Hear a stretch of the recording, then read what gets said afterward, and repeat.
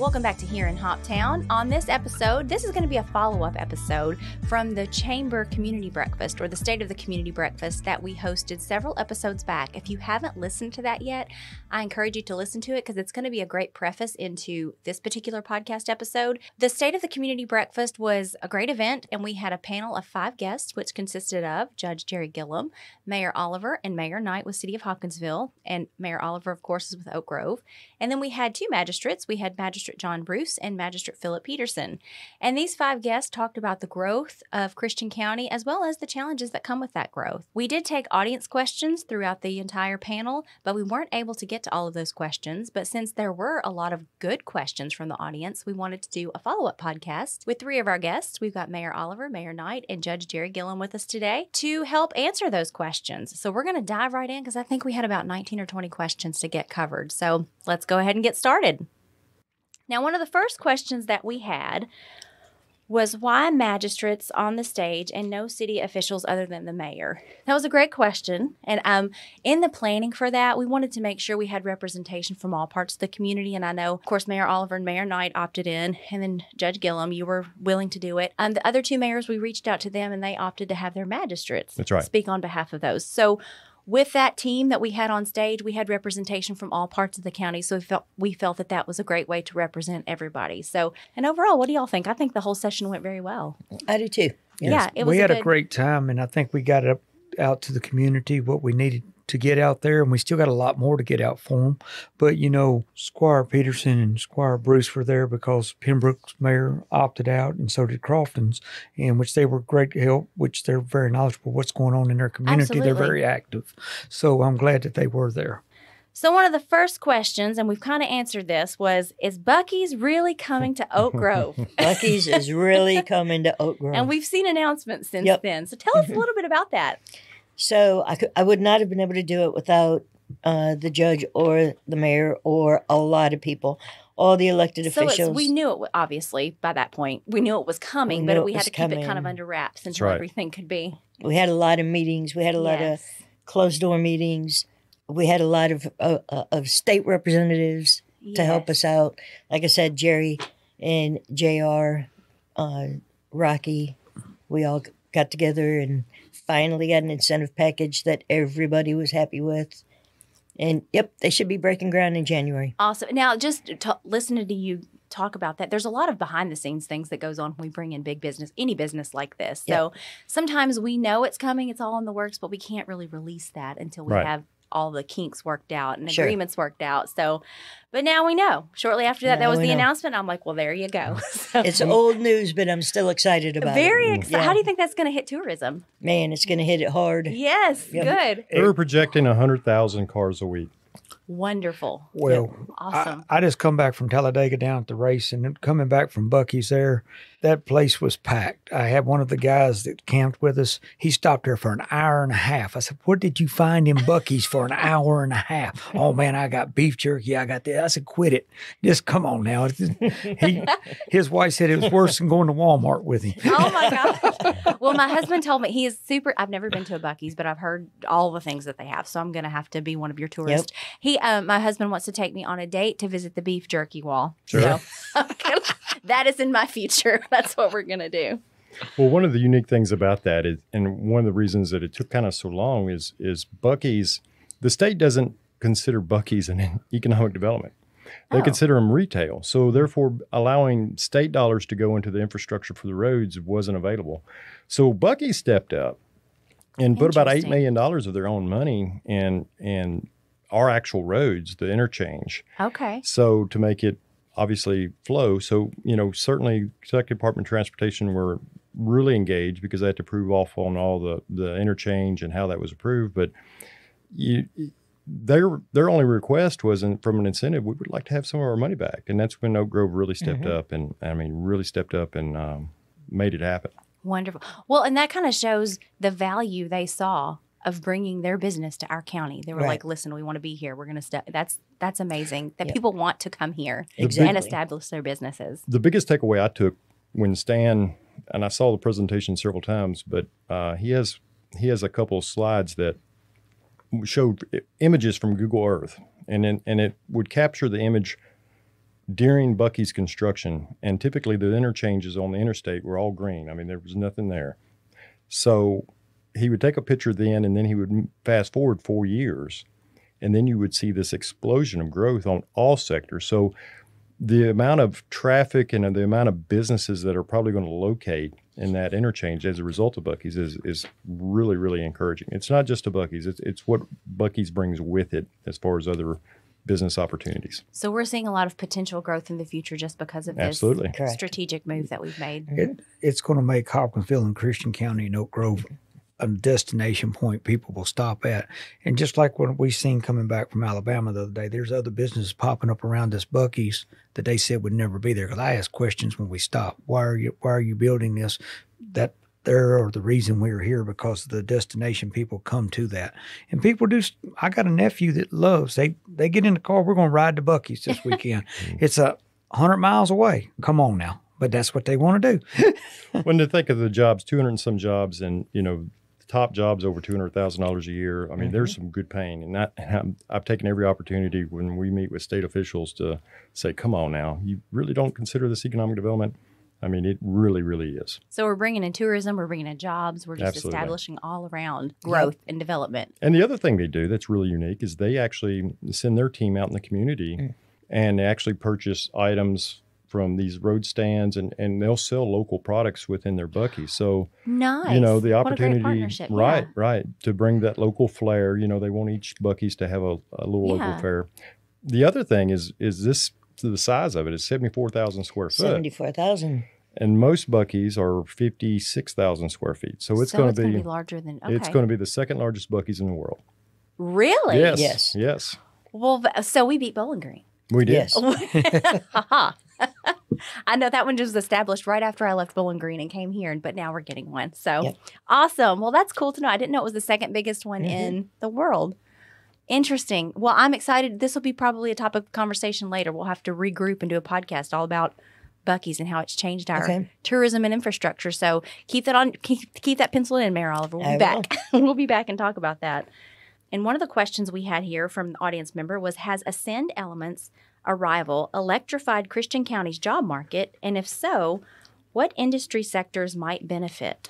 Well, I think right now the construction crews, I think, Mayor, you know better than I do, the number of jobs that are out there now for the construction phase. But, they seem to be on target as far as what they're committed to do. And I think the entry-level jobs out there are going – in fact, they've hired a local workforce already. Yes, they're doing training and everything else. So I think it's going to be a high-skilled, and a lot of that will be trained, skilled labor that they'll acquire. So great opportunity. They're out there on the construction side. It's been great.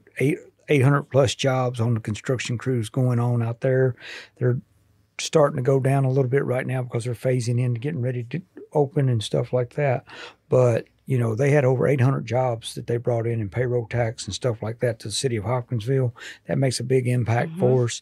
And, and it was all scale pay. 90% of that was scale pay. So that makes a big difference too. And all of it was union jobs and so on that we were collecting payroll tax off of. But when you look at that, it's going to keep on growing. Ascend's Element is big, and they're looking to do another phase coming up. Okay. And we're hoping to get that underway. We have another company looking when they start phase 2 is planning on starting out there too. And then we turn around, you look, we got Toyota Pasuku. They're knocking it out over in South Park.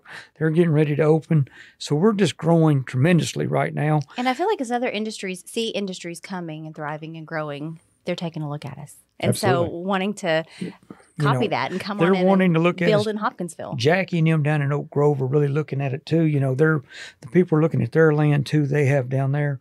So that's one reason we're getting 115 wide in the state. Me and Jerry have been beating that drum to death, but I think we're finally getting somewhere. They're working on the roads. Safety reasons because of the school buses and the Amish community and them riding the horse and buggies. We got to get them roads widened. But also from our farmers aspect, getting up and down that road, you run them big semis and hopper bottoms down the road, you got to have that kind of widening of that road. So, we used to laugh about it when we run down and cut over to Pembroke at the elevator. you counted on once a week knocking a mirror off one of your trucks because you met somebody. Right. But, that was just part of it because the road's narrow. Right. But with this here, with the widening of 115, it's going to make Commerce Park easier. Pembroke School will be more accessible right there. Be a whole lot moving forward on that. So, it's going to be a whole lot more. And it's also going to help us at our Buc-ee's too, because that way we have more businesses can go down 115, and we'll make Hopkinsville and Christian County and Oak Grove grow together. And we did talk a lot about 115 and the expansion and the benefits a lot during our panel. So if you want to reference that back, our audience out there, you can take a listen. We're broadening our infrastructure to accommodate our growth. Yes, we are. Challenges, but good challenges Exactly. as we grow. All right. One of our next questions is, and correct me if I pronounce this incorrectly, is the Oriden-Mitsubishi solar farm still in pursuit of land near Dogwood, or have they abandoned their project after dropping the suit against the county?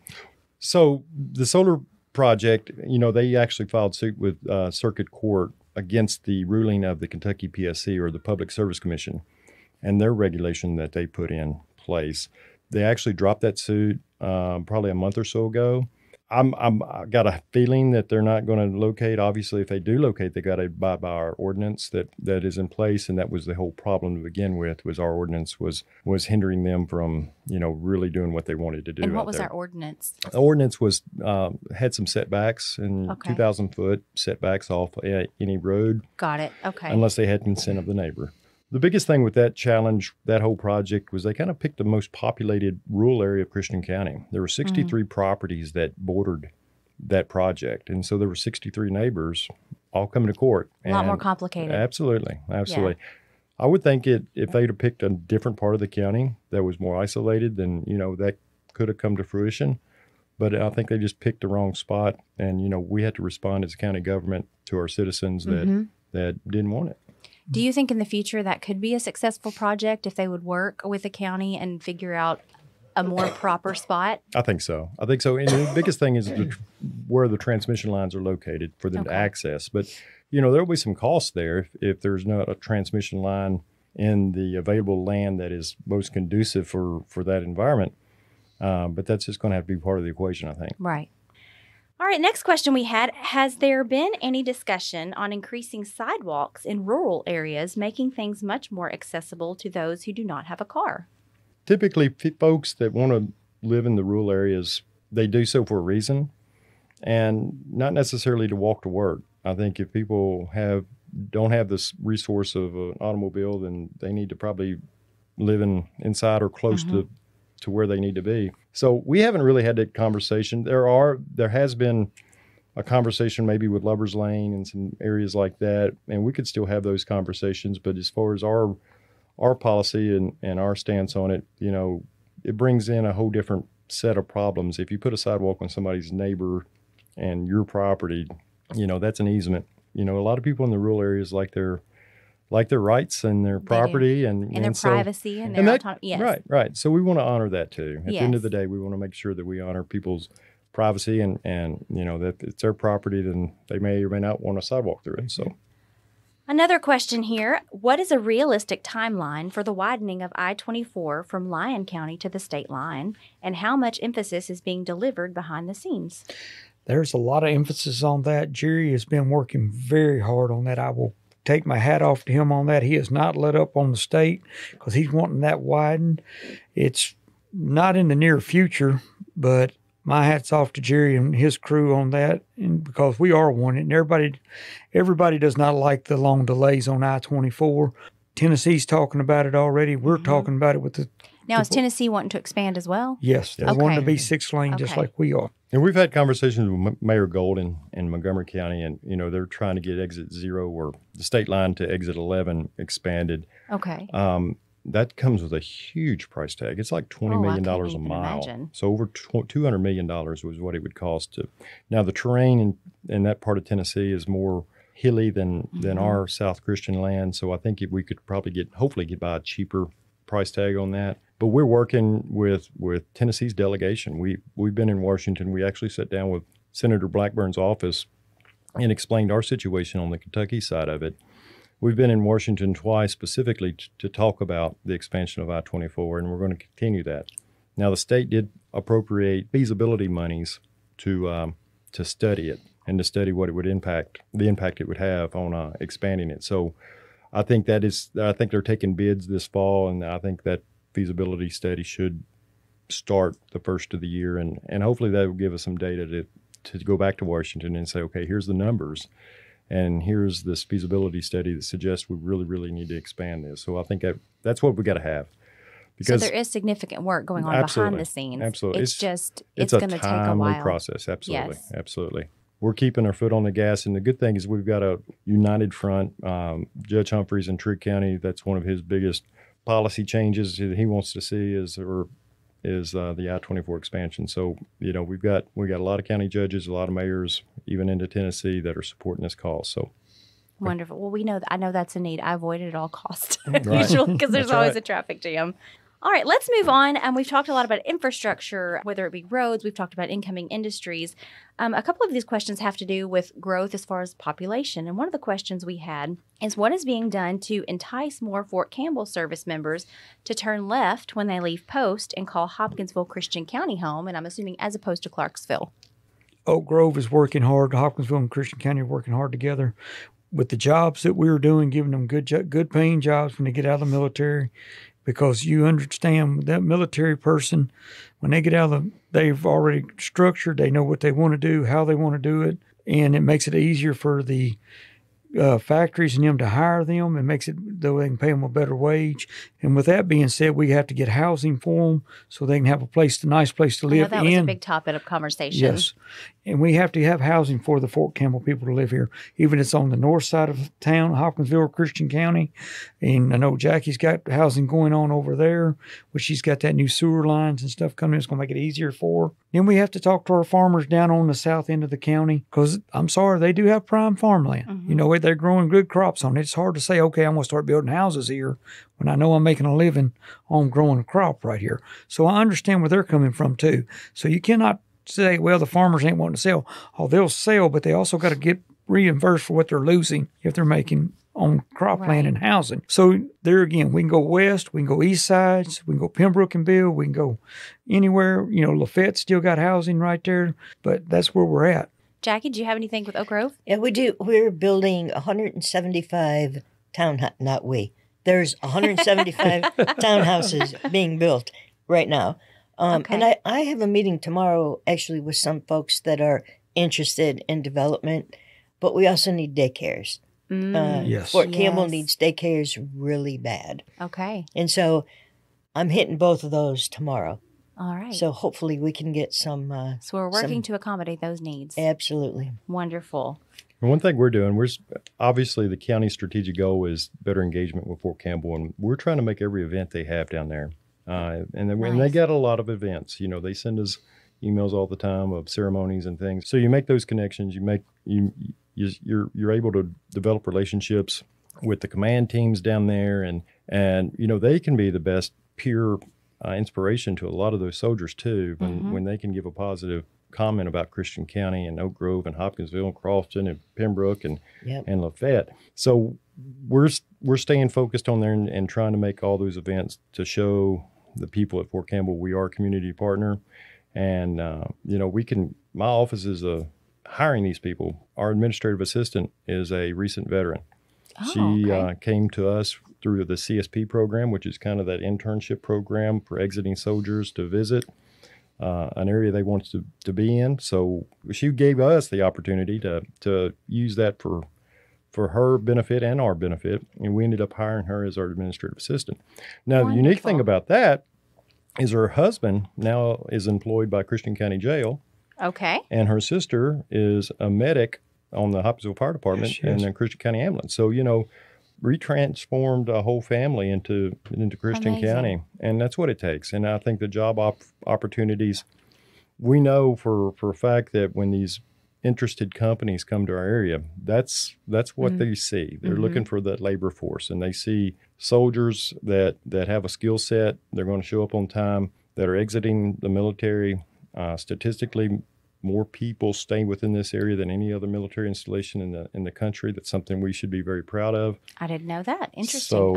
So we really, really, really need to stay focused on that and put out our hand of neighborly hand to Fort Campbell and certainly welcome those folks because they're going to be part of our community. And of course, with Clarksville's growth over spilling, they don't have much choice either, too. Well, that's Clarksville, you do see the growth there, and the traffic there is almost as bad as Nashville sometimes. Mm-hmm. Well, on that note, another question we had, what growth strategies have you seen and liked from Clarksville that you wish we could implement in Christian County? Or maybe we are implementing some of those things that we've seen in success in their area.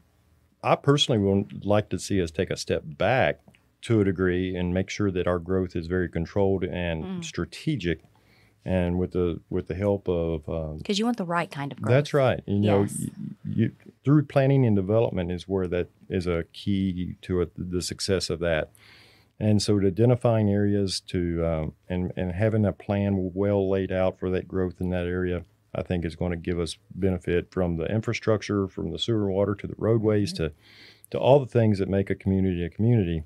Having it well planned out, I think, is key. But with a focus on let's grow.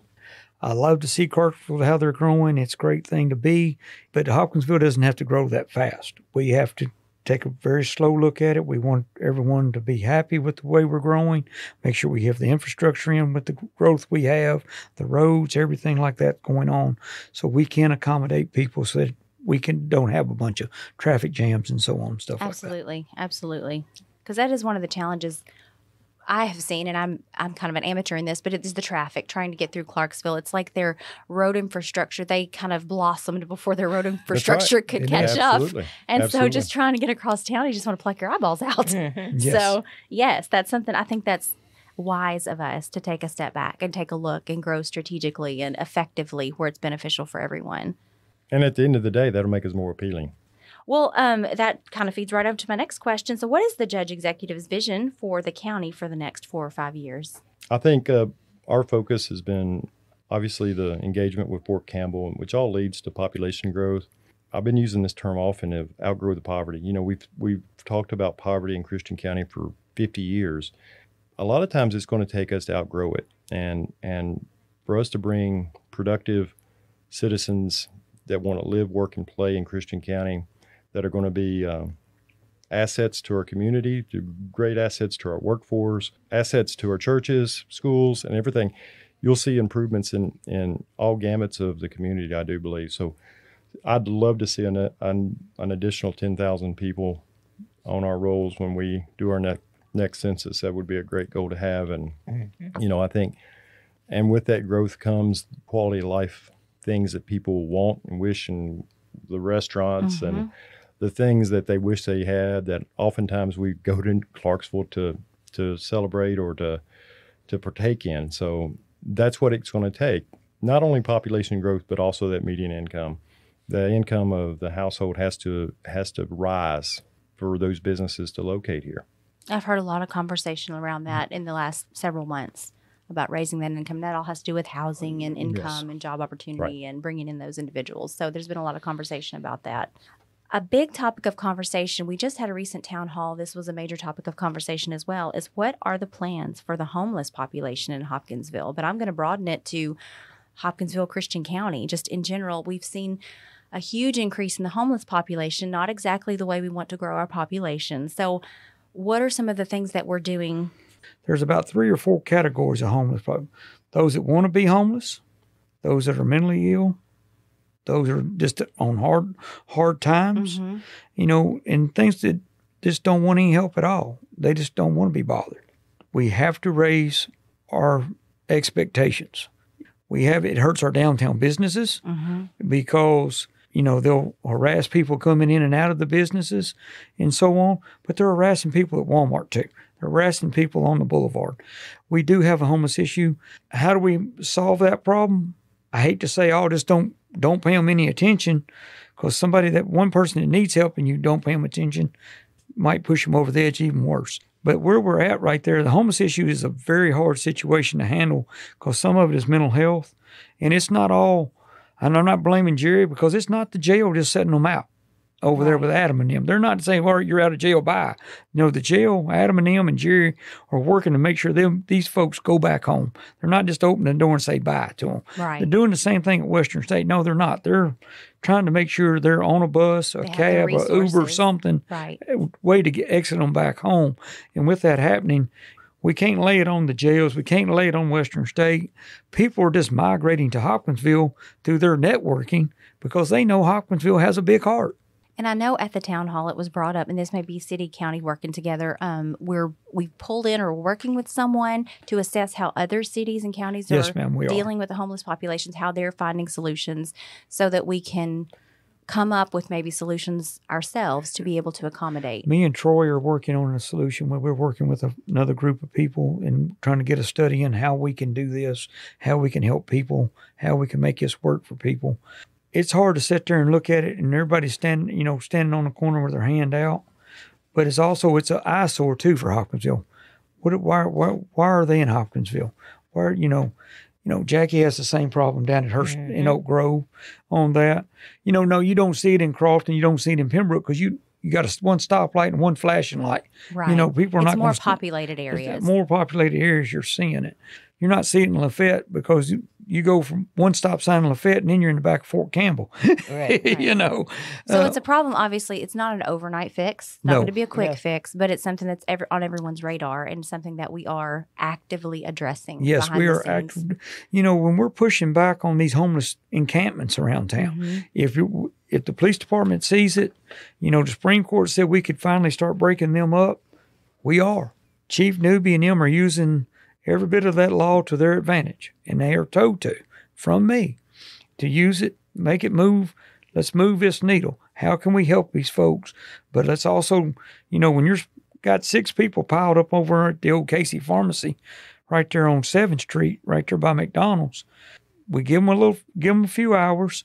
But if you come back in 6 hours and they're all still sitting there, the police department will check it out and see what's going on and move it around. And this may be a topic of conversation as we progress with the plan and find solutions and come up with different solutions. Maybe a whole podcast on how others are dealing with this and how we can accommodate. Because we're reaching out to other cities. We're reaching out to Louisville, Lexington, Paducah, Clarksville. We've reached out to them. We're trying to figure out how we can make this better because it's everywhere.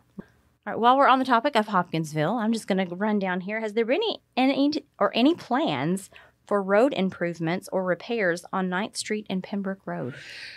That is a state road. I have gotten a lot of on our internet questions where people can access and ask questions anytime. I've gotten a lot of questions about that. We've done a lot of PR about Pembroke Road and 9th Street is in terrible shape. We have talked with the state road department. We've talked to the state planners. I told them, I said, don't go look at Google Earth. Come on down here and let's ride on it. We do need repair there, but the state knows we need repair there. There again, it's a funding issue. We have allotted money for this and that. But when you only got so much to go around, you've got to make sure we can spread it around. And I do agree. Jerry knows it. Jerry hears it every day, just like I do about Pembroke Road. It is a bad road. It is rough, but we are working and pushing with the state to get it better. All right. And we did do a social media post, the city did, and I can post that in the link on this podcast, but it tells you if you have a complaint about any of the roads in Christian County, there is a place you can go. There's a referral for whether it's a county road, a state road, a city road, and we can take your complaint. And I know the city, we even take state complaints, but we always relay your message. So I'll provide that contact for you all out there. Has there been any talk about expanding the farmers market and trying to bring more vendors to it? Seems like a big opportunity to support local vendors. That's one of our other questions. It is a big support to help local vendors. We are looking at how we can do that. Miss Holly Bogus down at CDS downstairs in the municipal building is working hard on that too, because we want to make the farmers market a bigger and better thing. Some of our patrons wanted to move it to Thursday. Now they're looking at it again. So hopefully we can get it on. I told them let's go Thursday and Saturday, how we can make it a bigger and better thing. Because there are a lot of people like the fresh produce, the fresh honey, the flowers. And we certainly have a lot of it around here. Yes, we do. And that's one thing about it. It's not just corn and wheat. You got tomatoes, potatoes, lettuce, all kinds of vegetables, all kind of produce out there, and they do a great job. So if you see them, please stop at them. We want it to grow. We want them to be more busier there. Even if you see them at a roadside thing, please stop, encourage them, tell them thank you. Absolutely. Absolutely. Agritourism, that's a term that I learned when Yes, we were doing it this. Absolutely. That's a big part of Christian County. A very big part of Christian Yes. County and Hopkinsville. So another question that we had, it's kind of for city and county both. What has fueled the recent efforts for zoning in the city of Hopkinsville? And has zoning in the county ever been considered? Yes and yes. Okay. Yeah, we are moving, and you'll notice we've done a lot of zoning at the city council and on the west side over here. And we're making sure we have some things in place so you do not get, well, I'll call it like it is. The apartments right behind Food Line, right there beside Great Oaks that come in, we didn't have zoning quite right there, and the neighbors are furious. Okay. The neighbors are furious. So it's part of that strategic growth. Yes. We're trying to rezone to have strategic, smart growth. Right. We have to have smart growth. We don't want a $300,000 to $500,000, $1 million home, and then we come and dump in a housing project right next to it. Okay. It's something that we are really working on to make sure that we take care of. And I know Jerry and them's getting a lot of flack over that too, and they're working on it. But there again, Jerry's got the same attitude. I own a farm out in the Dawson Road area. I don't want someone telling me what to do on it, and I understand that. I own my 20 acres there, and I don't want somebody to come and tell me what I can and I can't do. And that's really hard to do, because then they look at me, Mayor, why is this on the edge? That is in the county. The county is working on issues on that. But the county's trying to make sure they don't overstep their bounds neither, because that's the reason they moved out there. That's the reason they want things out there on that. Judge, you got any comments on that? It has been a conversation amongst our magistrates and even our community for the last year and a half that I've been in office. And, I've really got an open mind about it. There are some pros and there are certainly some cons too, but I think at the end of the day, you want to protect individual liberties of landowners to do what they want. Also is one thing that would come into play here is if we did, let's just say we implemented countywide zoning, there would have to be a certain level of grandfathering in.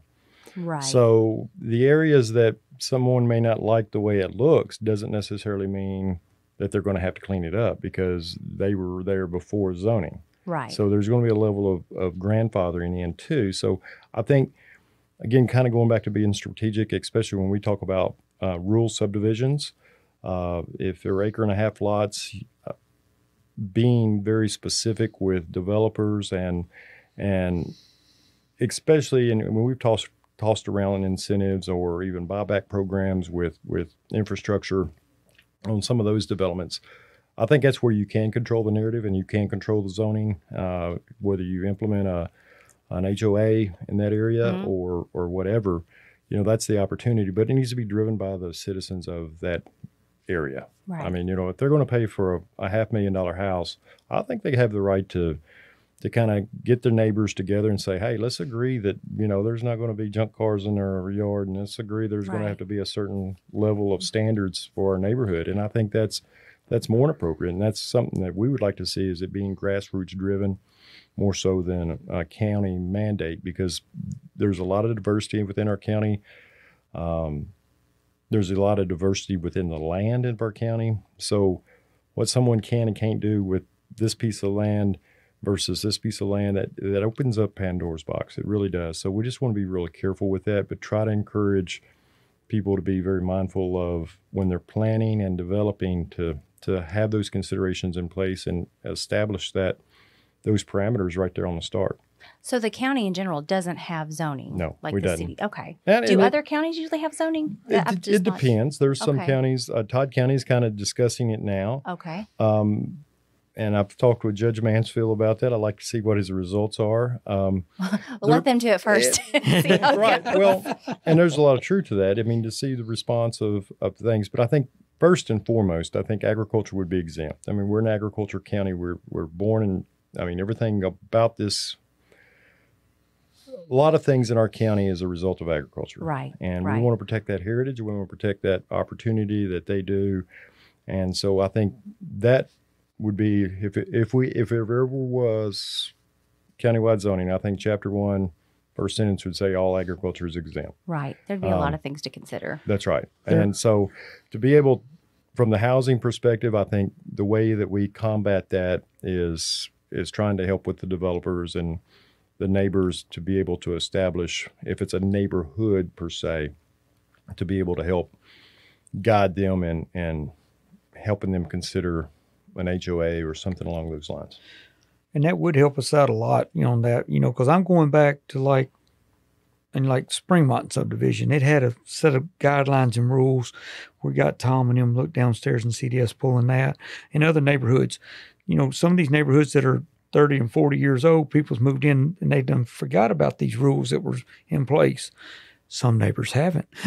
Right. And they remind you of it. They remind you all the time. Yes. But the perfect example is go to Novadell. Yes. You don't see, I mean, it's in the city, but Yep. even if it wasn't, you would see that standard of living there because of Yes. that HOA that they have in place. So And I think an it's HOA enforced. is a way that's Yes. going to have to start going with some of these newer neighborhoods that we were talking about.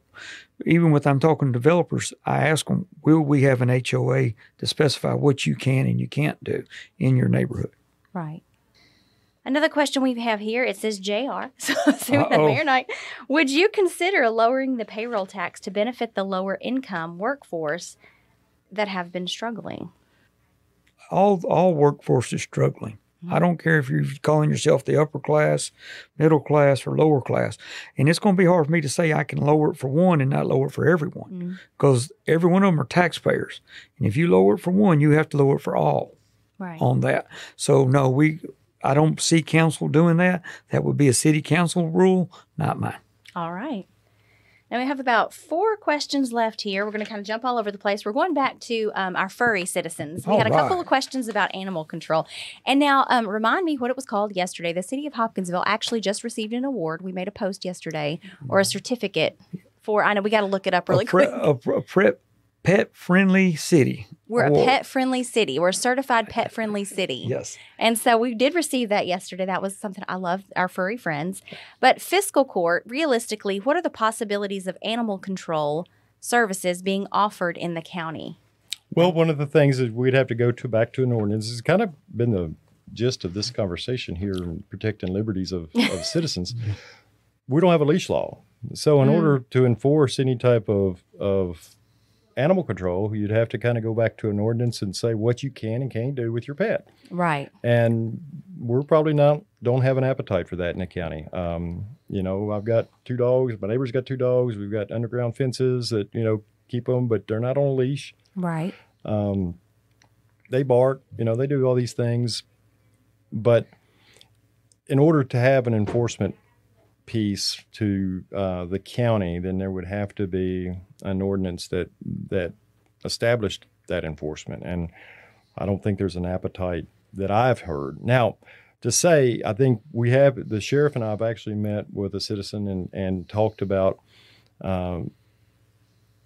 abuse and trying to put some parameters and probably framing some type of ordinance when we suspect or witness or identify abuse in animals, and we certainly would take a look at that. But as far as a leash law, and that's probably not in the coming things for our court. Right. Okay. And depending on what they're talking about with animal control, Jerry and I have talked. Pembroke does not have an animal control officer, nor does Lafayette. I'm going to call it Lafayette. I'm from Indiana. I'm from Indiana. It is Lafayette. But they don't have animal control. But I have said that if they have an issue, they can call us. And I will send my animal control person. So right now the coverage we have is our animal control in Hopkinsville is through the police department, right? Correct. They oversee the animal control officers. And then The Oak same with Grove, me. you have, your police department oversees. But it's countywide. Right. We don't have- Unincorporated areas of Christian County, we do not have. Okay. Now, obviously, if there's a stray, if there's something on the side of the road, we would pick up. The sheriffs have picked up animals before and taken them Yes. to the shelter. And And the shelter is county. yes, Yes. Okay. Okay. we house lots of animals. You do. Yes. You do. I want to take them home I had to quit Me following the page because it was getting really sad. So does Karen. No. So everybody out there, go adopt a puppy or a kitten. That's And right. get it spayed and neutered. And get it spayed Yes. and neutered. That's my Bob Barker spiel. Yeah. Get your pet spayed or neutered. Would the city of Hopkinsville ever consider helping the county fund animal shelter upgrades or a new shelter? That is something that's been a topic with some of our council members and me. And we've talked about that because, yes, it is a county organization. County fully funds it. Mm-hmm. But you look at what we have in Hopkinsville, you know, they pick up a lot of dogs and cats for Hopkinsville too. Right. You know, our animal control is out there every day, just about, you know. So that is something that's going to have to be looked at here in the near future of how Hopkinsville is going to help to partner with the Christian County and Fiscal Court on that. One thing people may not realize is we're actually under agreement with both Trigg and Todd counties, Oh, okay. and we receive their animals You as do, well. yes. Yeah, they help fund it, and that's an agreement that we have with Trigg and Todd County. So we facilitate that for them as well. Awesome. And I'm going to put a plug in really quick for the police department here in Hopkinsville. They've started a new Facebook channel called Paw and Order, and it's their animal control That's cute. officers who give quick tips and just things to consider if you do have pets in Hopkinsville. Whether it could be as simple as making sure they have enough water during the hot months, about keeping them on a leash. There's a lot of different topics. So tune into that if you want any tips on Paw and Order, how to care for your pet inside the city. All right, we're going to jump to healthcare really quick. One of the questions we had here was, has there been any discussion on making Jenny Stewart Medical Center into a teaching hospital? I don't know if that has been conversations somewhere that have been discussed. Jenny Stewart has got a lot of things going on right now. A lot of things have transpired since this last Yes, it conversation at has. the panel. And, you know, we have a meeting this afternoon at 2 o'clock. We're going to have a meeting, hoping some of their board members will come just to give us some insight where they're at. As mayor, we need to be educated, and so does the county judge, where they're wanting to go with the hospital, how they're wanting the hospital to grow, what's their direction they're wanting to be in. Because right now, we're in the dark as far as I'm concerned right there, and I think the judge will emphasize that too. You know, they've got things going on, but I still want it to be a community hospital, be a teaching hospital. That'd be a great thing too. But we need a little more conversation with them to know what's going on with them right now. Well, I'll just say this. If we were affiliated with Vanderbilt, it would probably be an opportunity for a teaching hospital. Yes. Wonderful. It would be. That or But, UK. but apparently that's not, or UK, but apparently that's not appears to be what's down the path. And I do have lots of concerns. It's consumed an enormous amount of my time the last 2.5, 3 weeks. And I hope everyone does the right thing at the end of the day. And there's some things that just didn't add up for me, and I know they're under a non-disclosure, but we just really, really want to have some answers on if it's simply a software issue, why did we go and hire a consultant that only did acquisitions and mergers? It's questions like that I'd like to have answered. Are there any incentive for the management company to get this deal done? Is there any affiliations that this company have? And, you know, there's a lot of questions, and it borderlines to me in questions of ethics and making sure that they do the right thing. I think, and I'm not saying anyone on the board, I think the board has that I know each and every one of them, and they have a desire to see success in healthcare in our area. And I just hope they're getting the full story and to be able to make the best decision. Right. And at the end of the day, that's all that I've asked for the whole time. Make sure that you have the complete story, that you've unturned every rock to ensure that was the UK even given an opportunity to present? Was Vanderbilt really given an opportunity to really portray what their affiliation could be? And then what the impact would be for their software system. I just hope that they do their due diligence in that. It's always been such an asset to have a Hopkinsville, or just have a hospital right here in Hopkinsville in the center of the county. And so it'll be interesting to see. Well, and my where we go concern from is here. if you know, they said local board, but you know, we studied some other areas that had that were merged, and you know, that board makeup is different. Mm-hmm. They may have two members from the merged hospital that sit on that board and may have superpower majority vote. There's lots of questions in the makeup of how locally we can still control our greatest asset, and that's our healthcare facility. It's been in 100 years, and it has such a great historical story. It does, and if you've never heard Eric Lee tell that story, I encourage you just go ask him to tell you. He'll tell you. Well, it's got such a huge bank account right now too, so it suggests that are we really doing this because of the financial position of the hospital? I don't know. So, lots of questions that we have that we would just simply like to have answered. Also, another future podcast. Once we get kind of things hammered out, maybe those are another topic we could cover. Well, this last question is going to be easy, and I'm just going to, for all of you to answer. What business or location would each panelist encourage us, the audience, to visit within Christian County? This would get us in trouble if we're not. I want you to visit all businesses in Hopkinsville and Christian County because we need you to do the retail, everything. Shop local. That's right. Support your local economy. Yes. A good political answer. I like it. Well, I would say from a restaurant perspective, one, is it locally owned? Two, is it veteran owned? We've got some really cool veteran owned. I ate at one the other day. It was very good. Very good cheeseburger. Yeah. Yes. Yeah. So, ask the questions of what's the makeup of this company or this business, and a lot of times when it is locally owned, if it's you get a different type of food. It's not the same old, same old. And a lot of times they know what they're doing. Yep. Yes. These folks around here can cook. When my wife and I go out of town, that's one thing we look at is what's locally owned. Oh, so yes. we can not only support their local business, but it's the reason is because it's going to be different. It's going to be an experience. That's right. Yes, absolutely. Well, I think this has been a great conversation. We've covered a lot, but before we sign off here, are there any final thoughts anybody wants to share? This is what I want to say. I am forever grateful to Jerry and JR for bringing me into the group and making us finally one county. Absolutely. It's always been divided. I feel like Oak Grove, I've been in Oak Grove for 30 years. And for 30 years, I have heard how Oak Grove is the armpit of Christian County. And with new leadership, new ideas, new guidance, now I feel like we are actually Christian County. So I want to thank both of these guys. Very well put. Well, and I think that's true. I mean, we are Christian County. I use that as a tagline a lot of times. Yep. And it's communication between all the mayors. We have a quarterly mayors meeting. Sometimes it may not be a lot that we talk about, but it's just coming together. And if there is an issue, that's right.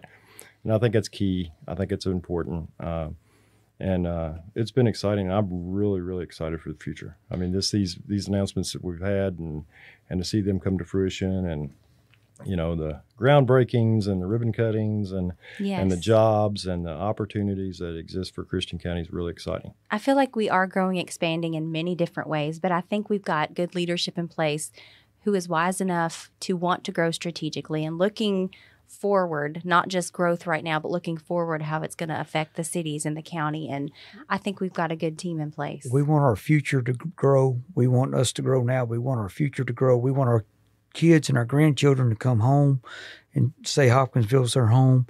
And with us all working together, it's not all about Hopkinsville. It's not all about Oak Grove.